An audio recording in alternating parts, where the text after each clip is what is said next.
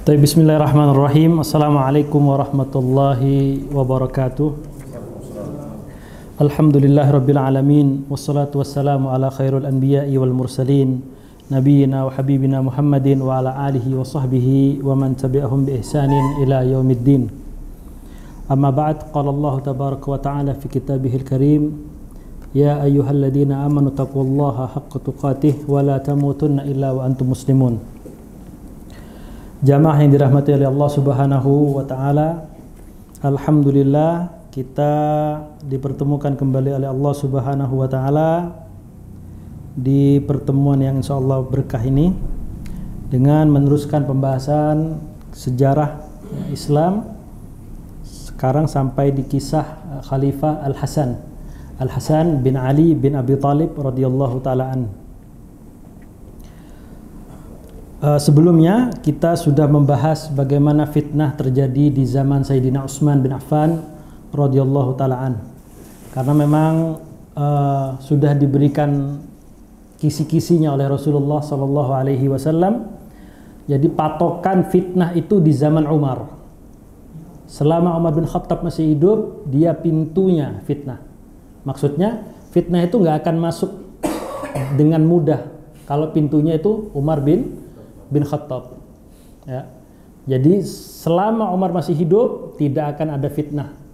Bahkan di dalam sebuah hadis yang sahih juga, ya, Rasulullah mengatakan seandainya Umar bin Khattab ini jalan di satu jalan, kemudian ada setan atau jin di depannya, setan dan jin itu akan lari, ya. Baik setan dari jenis manusia ataupun dari jenis jin. Umar bin Khattab memang seperti itu radhiyallahu taala an.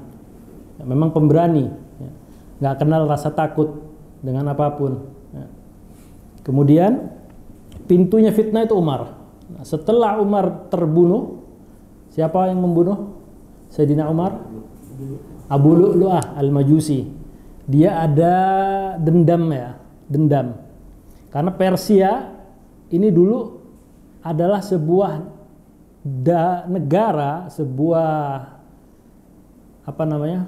tatanan kehidupan yang saingan dengan Romawi Timur yang sekarang berada di Turki, ya. Konstantiniyah, Rum, Romawi Timur. Kalau Romawi Barat itu di Roma, Vatikan. Jadi Persia itu hancur luluh lantah, ya. Itu mulai kapan? Mulai setelah peperangan antara Kaisar Heraklius dengan Shah Jahan, ya.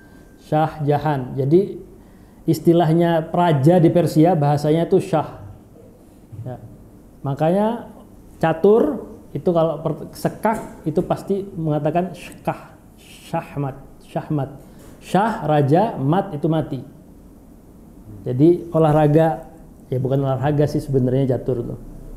Apa ya, cuma buat iseng-iseng aja. Permainan.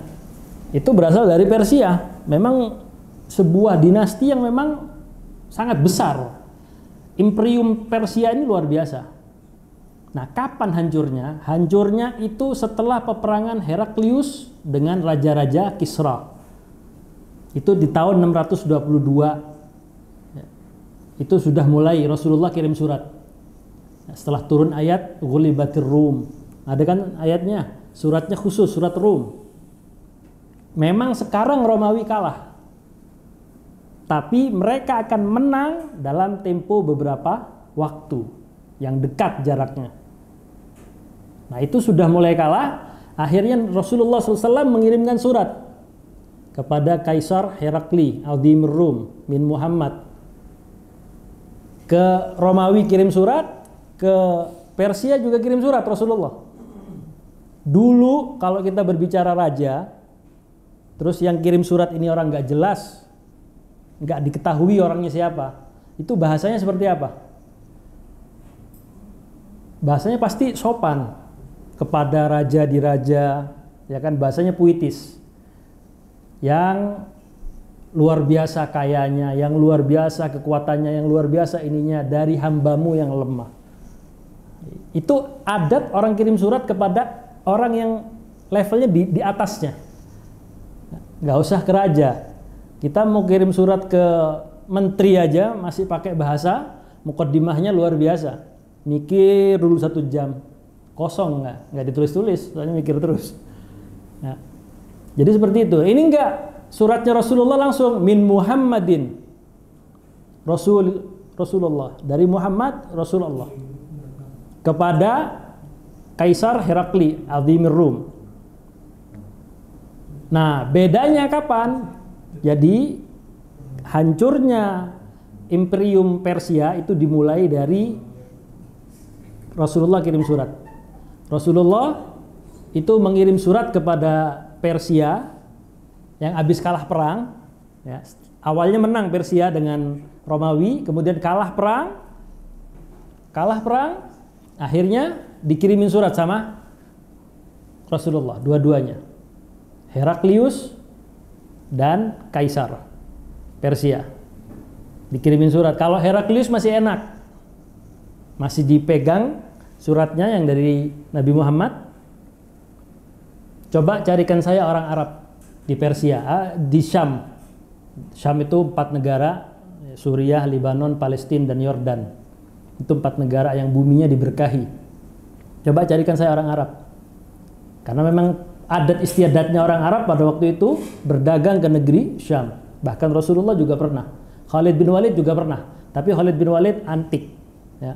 Khalid bin Walid antik. Dia ikut berdagang ke negeri Syam, nggak bawa barang dagangan. Dia memperhatikan bagaimana pasukan-pasukan Romawi itu berlatih perang. Bagaimana cara-caranya mereka itu seperti apa. Itu Khalid bin Walid. Tapi kalau Rasulullah berdagang pernah. Membawa barang dagangan Khadijah radhiyallahu taala anha. Akhirnya Abu Sufyan ini bukan orang lain dengan Rasulullah. Abu Sufyan, jadi kalau kita silsilah Quraisy, ya, itu kita ambil dari Qusay. Qusay punya anak Abdi Manaf. Abdi Manaf punya anak 2. Yang pertama Hashim, yang kedua Abdus Syams. Yang Bani Hashim ini punya anak Abdul Muttalib. Abdul Muttalib punya anak Al-Abbas, punya anak Abdullah, punya anak Abu Talib. Al-Abbas punya anak Abdullah. Ya. Abdullah punya anak Muhammad sallallahu alaihi wasallam. Ya, jadi Abdi Manaf mempunyai dua anak, Hashim dan Abdi Syams. Yang Bani Hashim sudah kita ma'ruf, ya. Di situ ada Ali bin Abi Thalib, ada Hasan, Husain radhiyallahu taala anhum jami'an. Kemudian ada Muslim bin Aqil. Ya, ya. Kemudian ada Ali bin Abi Thalib, itu dari Bani Hashim. Kemudian dari Bani Abdus Syams. Abdus Syams itu ada Umayyah. Ya, Umayyah mempunyai anak 2.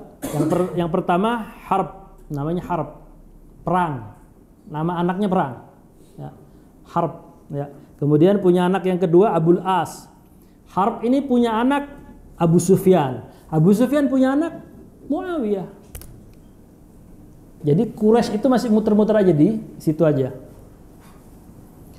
Nanti dari Abul As dan Harb itu saudara. Jadi Abu Sufyan dan Affan, ayahnya Utsman, itu sepupu. Ya, jadi Muawiyah dan Utsman itu masih dari satu kabilah, yaitu dari Quraisy, kemudian dari Bani Abdus Syams. Masih sepupu dengan Bani Hashim. Makanya hancurnya Imperium Persia itu dimulai sejak dirobeknya surat dari Rasulullah. Kalau Heraklius masih gimana nih? Setelah tanya sama Abu Sufyan, mereka menjelaskan bahwa Muhammad ini orang yang nggak ada cacatnya, ya, nggak ada celah kita untuk nyerang. Adabnya bagus, akhlaknya luar biasa, pengikutnya makin hari makin banyak. Kalau yang sudah masuk nggak ada yang murtad. Ya, makanya Heraklius mengatakan kalau benar itu yang kau katakan persis dengan sifat-sifatnya itu, maka dia akan dalam waktu dekat akan mendiami kekuasaanku ini. Dan kalau dia datang ke sini akan aku cium kakinya. Gimana nih? Saya masuk Islam ya, kata Heraklius. Nah, itu ditolak oleh pejabat-pejabatnya. Ditolak. Jangan. Kita baru menang perang ngelawan Persia nih, negara besar. Ya, kemudian hancur, terus mau masuk Islam. Nah, satu lagi ke Persia, disobek suratnya. Disobek suratnya, kemudian sahabat yang bawa surat itu datang ke Rasulullah dan mengatakan, ya Rasulullah, suratmu dirobek. Maka dari itu Rasulullah mengatakan, Allah mazik mulkahum. Ya Allah, karena dia telah merobek-robek suratku, maka robeklah kerajaannya. Maka terrealisasikan doanya Rasulullah itu terrealisasikan pada saat Umar bin Khattab menjadi khalifah. Jadi bukan sebab utamanya Umar, tidak, tapi doanya Rasul. Doanya Rasul itu luar biasa. Itu yang pertama. Yang kedua, doanya Rasul ketika Khandak. Ketika Khandak, ya, Madinah akan diserbu oleh puluhan ribu orang-orang musyrikin Quraisy. Ya. Ketika itu Rasulullah mengatakan, bagaimana pendapat kalian para sahabat? Diam semua. Cuma satu orang aja, Salman Al-Farisi, yang mengatakan, kalau di Persia, wahai Rasulullah, kami kalau diserang dan gak ada waktu untuk mempersiapkan pasukan, kita bangun khandak parit. Oh, boleh tuh, boleh. Lebarnya sekitar 3 meter atau 5 meter, dalamnya 3 atau 5. Dan itu dipasang di sekeliling utaranya Madinah. Sejauh kira-kira itu kisaran 8 km. Tebak aja deh, mungkin dari ujung sono ke sono tuh berapa kilo? Sampai mungkin ya 10 lebih. Iya. Dan ini masih enak. Kalau yang di depan masih enak, masih tanah. Ya, dihancurin tanah itu. Kalau di Arab, batu. Batu. Kata siapa Arab Saudi itu padang pasir? Enggak ada. Batu. Jalan-jalanannya aja tuh batu yang dikeruk. Baru dibikin jalan. Kanan kirinya tuh batu semua. Mungkin daerah-daerah utaranya itu banyak padang pasir, udah deket Irak. Jadi seperti itu, Umar bin Khattab dibunuh oleh Abu Lu'lu'ah, orang Persia. Dia melihat ke arah Persia. Persia itu dulu menguasai Irak sebagian. Meskipun ada di Khurasan, disebut Khurasan itu Furs, Persia.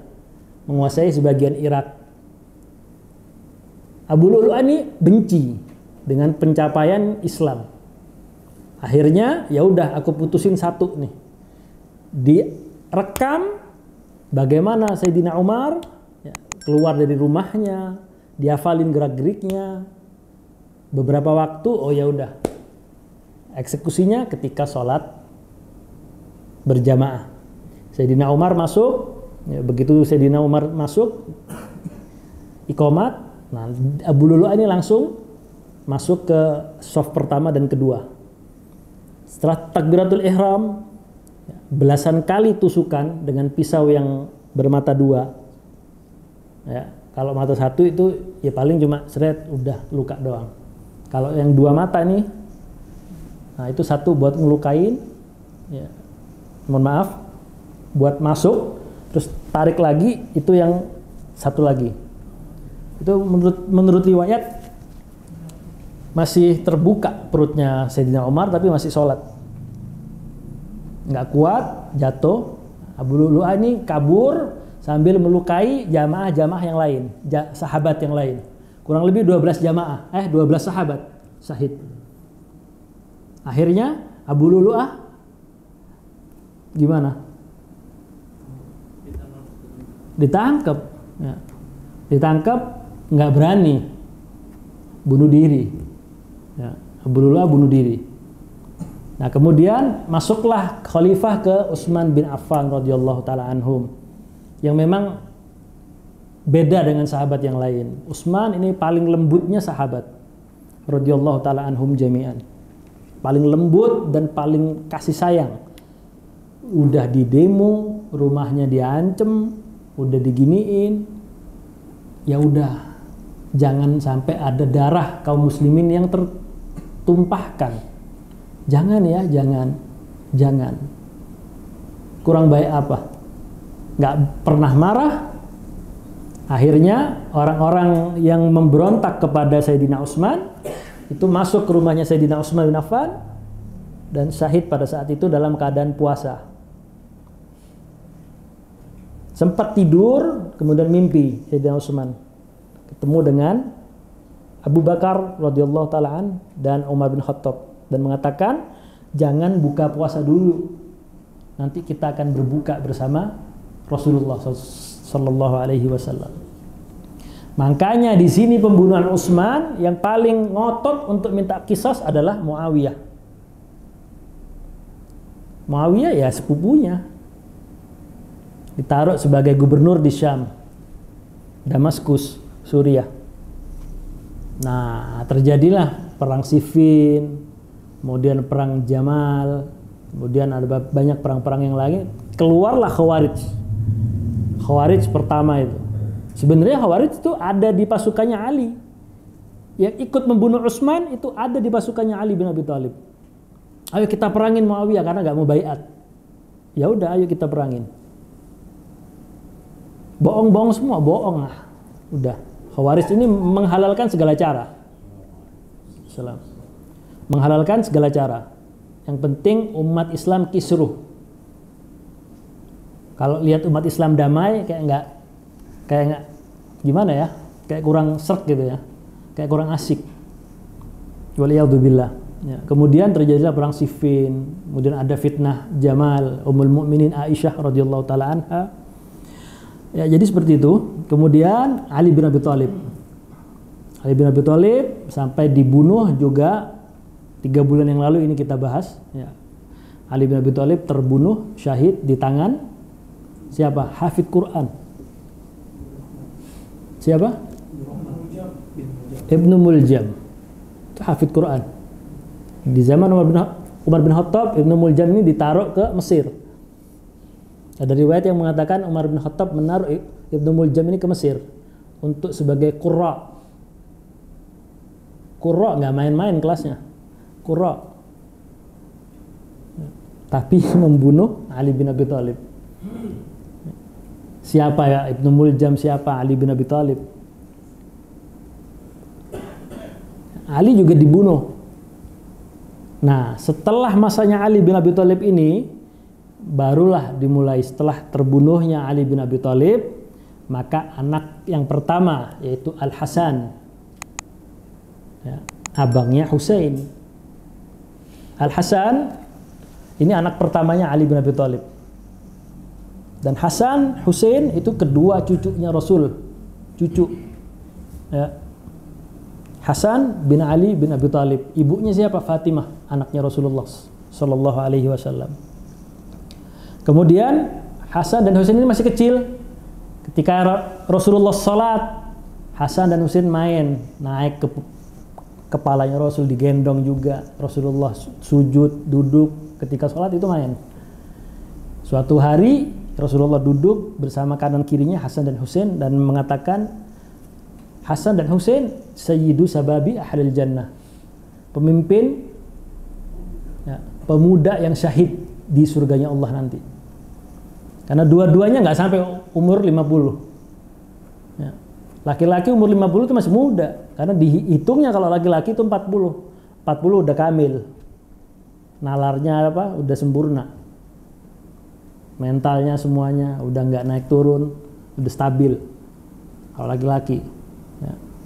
Jadi kalau umur 20, 17 itu masih bocah. Ya. Karena dihitungnya laki-laki itu mulai 40. Kemudian jamaah yang dirahmati oleh Allah Subhanahu wa taala, Hasan bin Ali bin Abi Thalib. Kita akan membahas masa kecilnya dulu. Al-Hasan bin Ali bin Abi Thalib lahir pada tahun ketiga Hijriyah di kota Madinah. Jadi sudah hijrah, lahirlah Hasan bin Ali. Sejak kecil Hasan radhiyallahu taala anhu hidup dalam didikan kenabian yang mulia. Bagaimana tidak? Ya. Ada yang mengatakan anak itu disayang, tapi cucu jauh lebih disayang. Rasulullah sayang sama Fatimah, nggak mungkin enggak. Kemudian Fatimah, anak yang paling disayangi, juga mempunyai anak. Oh, udah luar biasa. Cintanya luar biasa. Ibnu Katsir rahimahullahu taala menulis di dalam kitabnya Al-Bidayah wan Nihayah, Hasan bin Ali bin Abi Thalib adalah salah satu sahabat atau salah satu cucunya Rasul yang paling mirip wajahnya dengan Rasulullah. Wajah itu mirip. Kemudian Nabi SAW amat menyayangi Hasan dan adiknya Husain. Dalam sebuah hadis disebutkan dalam Bukhari dan Muslim, ya Allah, ya, sungguh aku mencintai mereka berdua, maka cintailah mereka. Tapi nasibnya tragis. Kedua cucunya Rasulullah. Ini semua berasal dari Abdullah bin Saba. Khawarij asalnya Abdullah bin Saba. Syiah awalnya dari Abdullah bin Saba. Abdullah bin Saba ini orang Yaman. Yahudi dari Yaman. Ya. Mengkultuskan Ali, makanya ada firqah ya, Sabaiyah. Itu udah menuhankan Ali. Harusnya Ali yang menjadi nabi, bukan Muhammad SAW. Ya. Ini udah naudzubillah. Ya, mereka mengklaim bahwasannya ketika Rasulullah Shallallahu Alaihi Wasallam itu mengklaimnya ketika hadis yang amat panjang, kisah tentang Ghadir Ghum. Man kuntu maulahu fa aliyun maulah. Itu tentang Ali bin Abi Thalib yang diperintah oleh Rasulullah ke negeri Yaman. Kemudian orang-orang yang bersama Ali itu agak ngedumel. Ada beberapa kebijakannya Ali bin Abi Thalib yang tidak disenangi. Rasulullah tahu. Makanya Rasulullah keluar, man kuntu maulahu fa aliyun maulah. Barang siapa yang menjadikan aku sebagai kekasihnya, maka jadikanlah Ali sebagai kekasihnya. Jadi sama aja. Ali ini yang ngutus aku. Nah, kemudian orang-orang Syiah ini juga, Sabaiyah ini, Abdullah bin Saba ini pencetus Syiah juga. Awalnya dicetuskan untuk berdemo di Madinah. Yang didemo rumahnya Utsman bin Affan.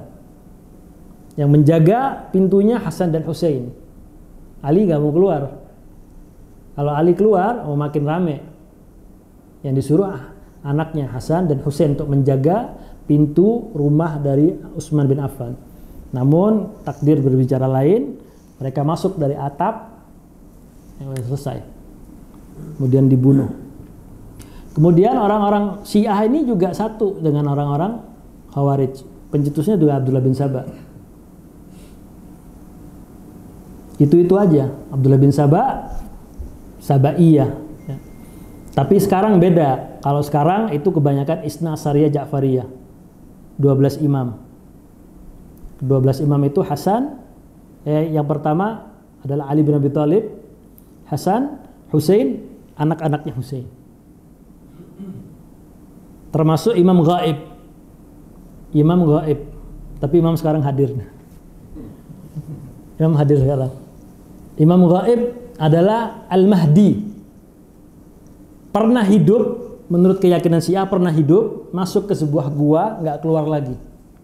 Nanti keluar menjelang akhir zaman dengan membawa mushaf Fatimah. Nah, perbedaan dengan kita Ahlus Sunnah wal Jamaah, Imam Mahdi nanti hidupnya belum lahir, dan Imam Mahdi dari jalur keturunan Hasan bin Ali bin Abi Thalib, bukan dari jalurnya Husain. Dibunuh juga, Hasan diracun, Hasan diracun. Ada riwayat yang meriwayatkan istrinya. Kalau Sayyidina Husain berbeda. Hasan dan Husain ini mirip, tapi karakternya jauh berbeda. Yang Hasan itu lembut, Husain saklek. Saklek Husain. Ketika Hasan bin Ali bin Abi Thalib itu dibaiat oleh kaum muslimin setelah ayahnya meninggal, maka kaum muslimin mengatakan, ayo kita kumpulkan tentara, kita serang Muawiyah kembali. Masih ada berarti orang-orang Khawarijnya. Hasan nggak bisa apa-apa, karena Khawarij, jumlahnya orang-orang Khawarij itu melebihi kaum muslimin yang berada di Madinah.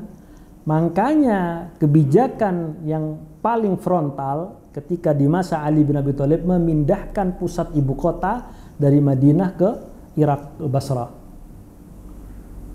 Makanya syahidnya Sayyidina Husain itu di Karbala, di daerah Irak, sebelum masuk Kufah. Ini supaya nggak bikin kacau di Madinahnya Rasul, Madinah Al-Munawwarah, kotanya Rasulullah. Berarti pusat pemerintahan akan saya ganti untuk menjauhkan orang-orang ini dari sahabat-sahabat yang senior. Pindah jauh, masih aja bikin ruwet. Kemudian jamaah yang dirahmati oleh Allah Subhanahu wa taala, setelah wafatnya Ali bin Abi Thalib pada tahun 40 Hijriah, genap 40 tahun, Hasan dibaiat sebagai khalifah oleh penduduk Kufah, oleh penduduk Kufah di Irak. Namun kekuasaannya belum diakui oleh Muawiyah bin Abi Sufyan. Kekuasaannya Hasan udah dibaiat oleh muslimin Kufah, tapi belum diakuin oleh Muawiyah bin Abi Sufyan, penguasa Syam, gubernur. Pada saat itu memang di zaman Utsman beliau sebagai gubernur di Syam. Kedua pihak bersiap untuk berperang kembali. Perang lagi, perang lagi, perang lagi. Baru berapa tahun yang lalu, belum 50 tahun Rasulullah wafat. Belum 50 tahun Rasulullah wafat. Akhirnya perang, fitnah, seperti itu terus. Namun Hasan radhiyallahu taala anhum, Hasan bin Ali bin Abi Thalib lebih memilih jalur yang agak damai. Dia memang diikutin. Oke, kita siapin pasukan, siapin 40.000 pasukan. Kita siapin. Begitu kedua pasukan bertemu, Muawiyah agak santai. Muawiyah faham. Muawiyah bukan orang sembarangan. Muawiyah bin Abi Sufyan ini bukan orang kemarin sore pada saat itu, bukan. Muawiyah itu faham betul siapa Hasan. Siapa Hasan bin Ali. Nggak akan mungkin Hasan bin Ali akan mengambil keputusan berperang seperti yang diambil oleh ayahnya Ali bin Abi Thalib. Nggak akan mungkin. Udah diikutin kemauannya. Oke, berangkat. Udah baiat semuanya. Oke, kita berangkat ke Syam. Sebelum berperang, ana mau izin dulu. Ana mau ketemu sama Muawiyah bin Abi Sufyan. Akhirnya bertemu kedua belah pihak. Hasan radhiyallahu taala anhum jami'an itu mengatakan, nggak pantas saya adalah cucunya Rasulullah. Nggak pantas seorang cucunya Muhammad sallallahu alaihi wasallam memperebutkan dunia. Ente ambil.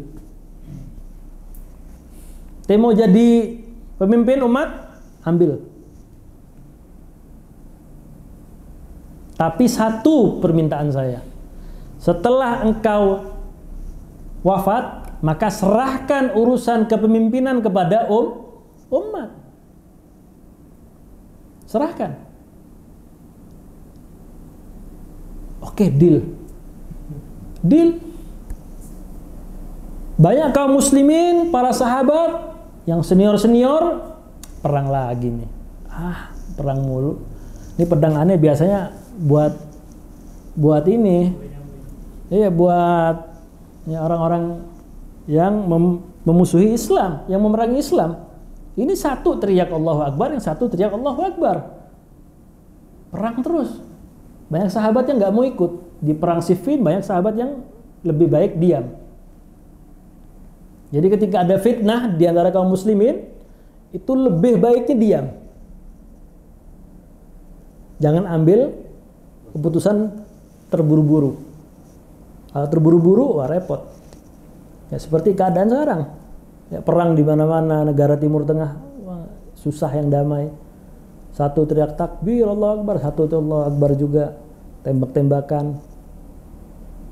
Ya ini fitnah, masa fitnah. Yang selamat adalah orang-orang yang diam.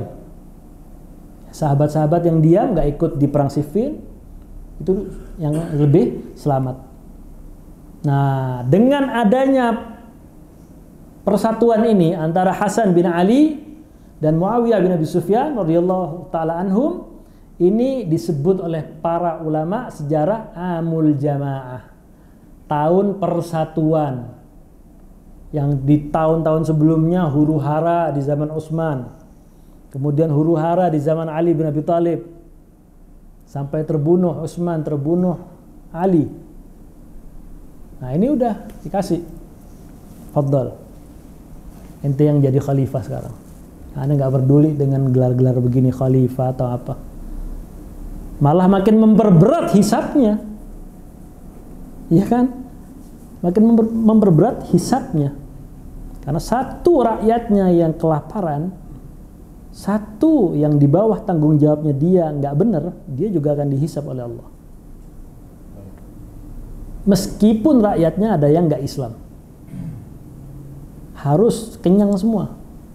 Kalau ada satu yang tidur dalam posisi lapar, itu penguasanya tetap dimintain tanggung jawab oleh Allah nanti. Makanya nggak main-main. Ya. Di zaman itu dulu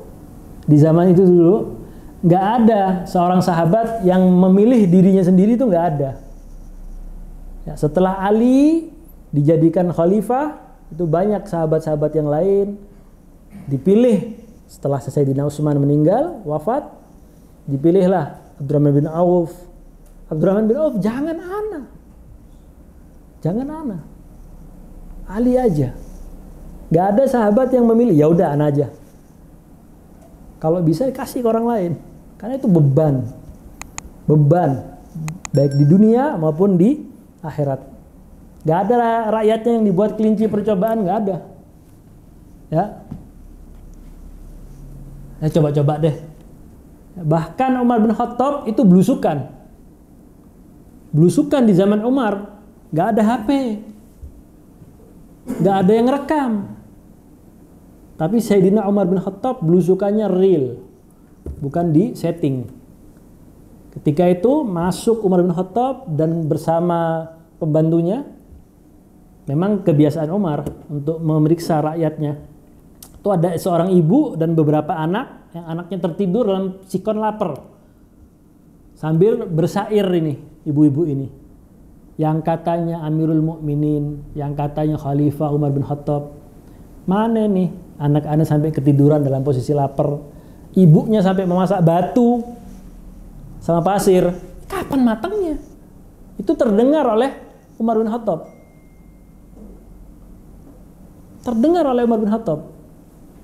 Akhirnya Umar bin Khattab lari ke Baitul Mal Muslimin, ambil makanan secukupnya yang bisa dibawa oleh Umar bin Khattab. Pembantunya ngomong, biar saya bantu wahai Amirul Mukminin untuk kita bawa ke rumah itu tadi. Jangan, ini dosaku, ini bebanku. Kamu mau ya untuk membawa beban-bebanku nanti di yaumul akhirat? Udah, jangan. Ini biar dosaku, tanggung jawabku ini. Sampai Umar bin Khattab masak, sampai jadi disuapkan ke anak-anaknya, dibangunin, sampai pulang nggak tahu bahwa itu adalah Umar bin Khattab. Kalau sekarang kalau ada penguasa datang, sebelum datang 5 jam sebelumnya steril. Ya. Wartawan di mana-mana. Sebelum masuk gorong-gorong. Sebelum masuk gorong-gorong ya. Kemudian, nah, amul jamaah, tahun persatuan. Namun satu yang tidak dilakukan oleh Muawiyah bin Abi Sufyan, yaitu sebelum wafatnya Muawiyah itu mempunyai ide, nanti kalau setelah wafatnya saya, kemudian saya jalankan sesuai perjanjian saya dengan Hasan bin Ali, kita berikan lagi kepada umat pasti akan berbeda-beda dalam memilih siapa yang menjadi khalifah. Iya kan? Yang orang-orang Irak setujunya Fulan bin Fulan yang menjadi khalifah. Sedangkan negeri Syam, bayangkan 4 negara jadi satu. 4 negara jadi satu. Besar negeri Syam ini. Sedangkan negeri Syam sami'na wa ata'na kepada Muawiyah bin Abi Sufyan. Muawiyah ngomong perang, Muawiyah ngomong enggak. Ya, repot lagi, dilema. Akhirnya dengan berat Muawiyah bin Abi Sufyan sebelum wafatnya sudah menunjuk putra mahkota, yaitu siapa? Yazid bin Muawiyah. Itu ketika Muawiyah masih hidup. Dilempar ke forum dewan-dewan yang ada di Damaskus, Suriah. Sampai sekarang masjidnya ada, Masjid Jami' al-Umawi di Suriah. Itu ada, itu dibangun dari tahunnya Muawiyah bin Abi Sufyan ini sampai sekarang. Daulah Umayyah itu udah pesatnya di Syam. Meskipun ada Daulah Umayyah yang kedua di mana? Eropa, Andalus, ya, Andalusia, Spanyol. Itu ada, tapi yang nggak terlalu dijadikan bahan ini oleh para ulama, ya. Karena jaraknya yang jauh, maka sedikit, ya. Ada topiknya ada, Muslim fil Andalus itu ada, cuma sedikit. Topiknya tuh ada. Nah, kemudian di Damaskus ini sudah fanatik. Pokoknya Muawiyah deh. Ya udah. Tapi wahai Amirul Mukminin, kalau kayak gitu kita harus tahu dulu bagaimana pendapatnya para sahabat yang ada di Madinah dan Mekah. Kita nggak bisa bikin keputusan sepihak. Minimal kita tahu gambarannya seperti apa. Cek ombak. Cek ombak. Dulu di zaman Pak Harto tuh pernah ngecek ombak. Dengan apa? Kalau ada gerhana, jangan dilihat. Nanti bisa buta. Ya kan? Pernah dengar kayak gitu dulu? Ya, sebenarnya ada permasalahan nggak kalau kita lihat langsung? Nggak ada permasalahan. Tapi itu subhanallah sebagian rakyatnya itu benar-benar jangan, bahaya. Jangan keluar. Jangan dilihat dengan mata telanjang, ya. Nggak pakai apa-apa, terus lihat. Sebenarnya nggak ada apa-apa. Itu cek ombak namanya. Pengen lihat aneh. Rakyat Anda nih masih patuh nggak sama Anda? Ya, itu yang dilakukan oleh Muawiyah bin Abi Sufyan. Dihembuskanlah putra mahkota Yazid. Beberapa sahabat yang ada di Madinah ya tentu saja menolak. Begitu juga Ali bin Abi Thalib. Ketika wafatnya Ali bin Abi Thalib nggak mau memberikan fulan jadi khalifah setelah saya. Nggak mau. Biarkan umat lagi yang memilih. Biarkan umat. Cek ombak, sahabat banyak, oh nggak bisa. Muawiyah ini udah aneh-aneh. Ya, mereka adalah sahabat Nabi SAW. Ya, tentu saja kesalahan mereka dengan kesalahan kita ya jauh. Berdirinya saja mereka berjihad di samping Rasulullah itu lebih mulia, ya, dibanding kita. Debu yang ada di telapak kakinya para sahabat dengan kemuliaan kita nggak ada apa-apanya kita. Nggak ada apa-apanya. Apalagi veteran-veteran perang Badar. Veteran perang Badar itu ngalahin jenderal bintang berapa? Kalau ya, bintang 5 itu di atasnya bintang 5. Abu Ayyub Al-Ansari, 7 bulan Rasulullah tinggal di rumahnya Abu Ayyub. Ketika Khandaq, perang Parit, itu dalam keadaan lapar, kemudian terkekang dengan jumlah kaum musyrikin yang 10.000 lebih datang untuk menyerang Madinah. Namun Allah Subhanahu wa taala menyelamatkan, nggak jadi perang itu karena nggak bisa melewatin Parit itu. Akhirnya Rasulullah ditanya oleh sahabat, ini lagi enak-enak gali parit nih, lagi susah-susah gali parit. Ya Rasulullah, ayyu madinati tuftahu awwala, kota apa yang dibuka terlebih dahulu?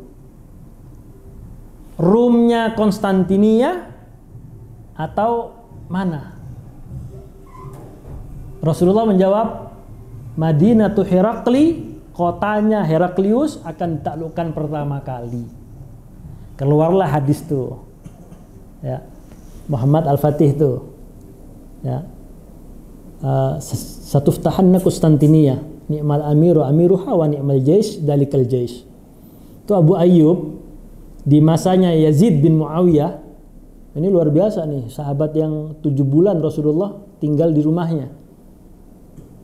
Itu mau berangkat ke Konstantinopel. Abu Ayyub Al-Ansari. Satu yang gak diperhatikan oleh Daulah Umayyah ketika menyerang Konstantinopel. Jadi penyerangan Konstantinopel sampai takluk 1453 oleh Sultan Muhammad Al-Fatih, itu penyerangan kesekian kalinya. Ayahnya Murad itu pernah nyerang juga. Ayahnya Murad itu pernah nyerang. Kakeknya juga pernah nyerang. Bahkan Daulah Umayyah pernah nyerang. Satu yang gak diprediksi, Konstantinopel bersalju. Ada 4 musim. Kalau di Arab kan cuma 2, kalau nggak panas dingin. Kalau Turki, Konstantinopel, ya ada 4 musim. Nggak diprediksi. Akhirnya sahabat yang mulia itu Abu Ayyub Al-Ansari minta izin kepada Yazid bin Muawiyah. Jangan, ini kakek-kakek 74 tahun umurnya. Jangan, udah kamu di sini aja, kamu sahabat Rasul, udah kamu di sini aja, enak hidupnya. Nggak bisa, anak veteran perang Badar, nanti diem aja. Akhirnya berangkat Abu Ayyub Al-Ansari sampai meninggal dan menyuruh kaum muslimin yang ikut berjihad, kuburkan jenazah saya di titik paling dekat dengan gerbang Konstantinopel. Ya, sampai sekarang ada kuburan Abu Ayyub Al-Ansari di Konstantinopel. Itu ada. Saking ingin menjadi pasukan terbaik. Umayyah pernah nyerang, Abbasiyah pernah nyerang, nggak ada yang bisa mengalahkan. Turki Utsmani pun pernah nyerang juga. Tapi jebolnya di tangan Sultan Muhammad Al-Fatih. 21 tahun. Kenapa orang-orang lebih suka Salahuddin dibanding Muhammad Al-Fatih? Salahuddin itu ketika menjadi pimpinan panglima perang itu sudah berusia, sudah umur, jadi udah kalem. Muhammad Al-Fatih 21 tahun mengalahkan Konstantinopel.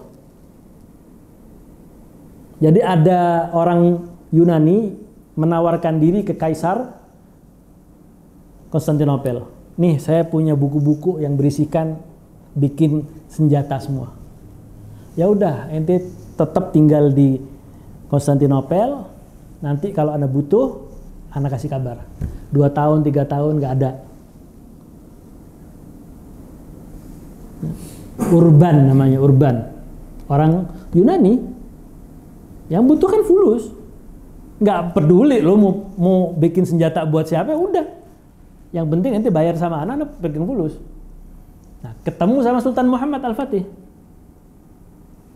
Nih, dikasih lihat semua Sultan Muhammad Al-Fatih ini. Ya namanya anak 21 tahun, ditaruh ditutup itu bukunya. Ana nggak butuh ini. Inti bisa nggak buatin saya ya, sebuah senjata yang pelurunya segini? Ditutup. Zugur, walat 21 tahun. Jadi masih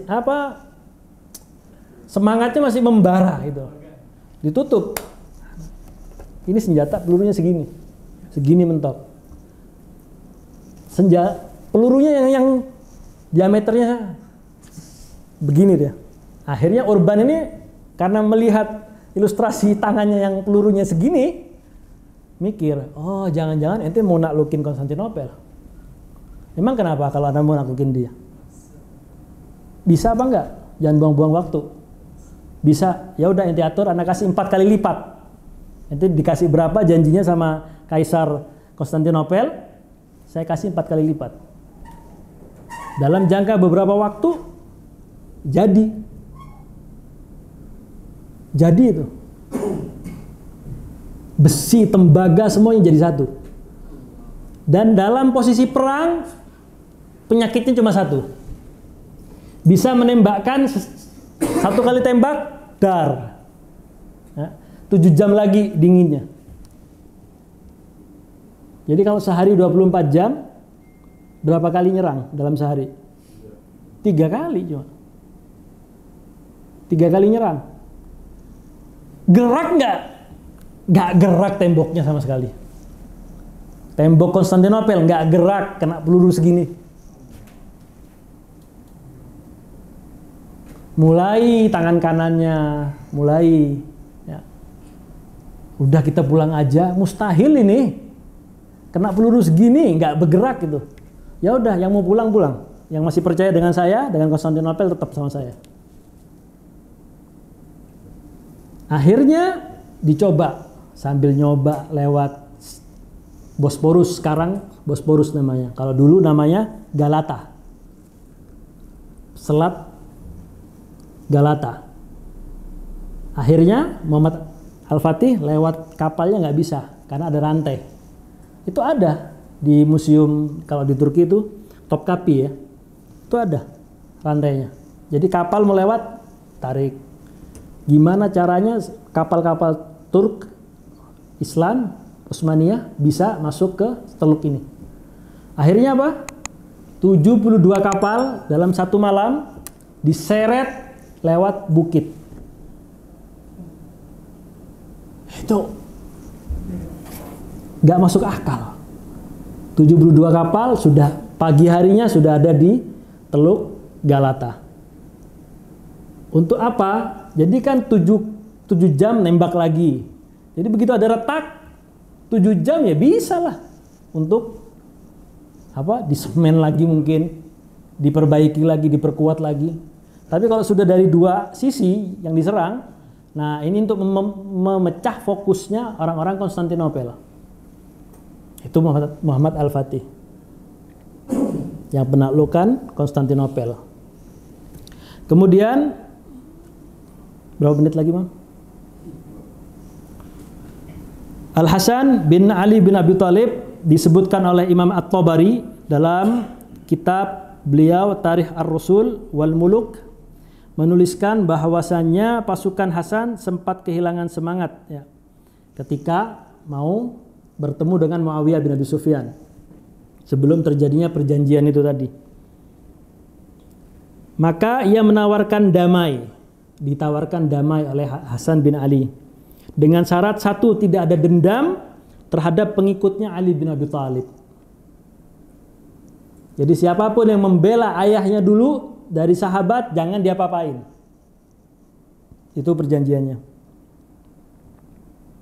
Kemudian yang kedua, kekhalifahan tidak diwariskan oleh Muawiyah. Jadi setelah Muawiyah meninggal itu berikan kepada kaum muslimin. Kemudian Hasan diberikan hak hidup yang layak.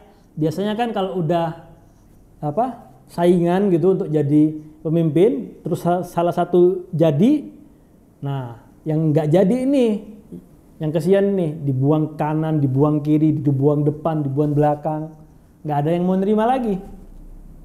Itu jahatnya. Tapi Hasan diikat sama Hasan bin Ali, diberikan hak untuk hidup yang layak. Bas itu aja. Kemudian Muawiyah bin Abi Sufyan menerima syarat-syarat tersebut dan Hasan menyerahkan kekhalifahan secara damai. Sukarela di tahun 41 Hijriah dikenal sebagai Amul Jamaah, tahun persatuan. Jadi nggak banyak waktunya, ya. Cuma 1 tahun menjadi khalifah. Itu pun mungkin nggak bagus-bagus banget gitulah, karena nggak ada track recordnya Hasan. Dia dibaiat, kemudian dihadapkan oleh fakta dia harus memerangi Muawiyah. Ini apa nih, perang. Jadi Hasan memilih jalur damai, udah biar damai aja. Capek hidup berantem mulu sama-sama kaum musliminnya, capek. Mau sampai kapan gitu. Jadi Hasan bin Ali bin Abi Thalib itu pertama kali yang mendamaikan kedua kelompok kaum muslimin. Nggak bagus gitu, efeknya nggak akan bagus. Makanya kalau umat sekarang ini mau bagus, ya kita kembali, kita tiru para sahabat dulu. Seperti apa mereka? Mereka damai satu sama lain. Mereka berantem, setelah berantem selesai, perang selesai, nggak ada keributan apapun. Ya kalau sekarang beda. Kalau bila perlu harus berantem sama kaum musliminnya juga. Wallahu ta'ala alam bisawab. Kita akan teruskan sedikit lagi tentang Hasan, wafat dan warisan dari Hasan bin Ali bin Abi Thalib di Kamis pekan ke-3 insyaallah bulan depan. Wallahu ta'ala alam bisawab. Setelah itu kita akan masuk ke Daulah Umayyah. Kita tutup dengan membaca doa kafaratul majlis. Subhanakallahumma wabihamdika asyhadu an la ilaha illa anta astaghfiruka wa atubu ilaik. Assalamualaikum warahmatullahi wabarakatuh.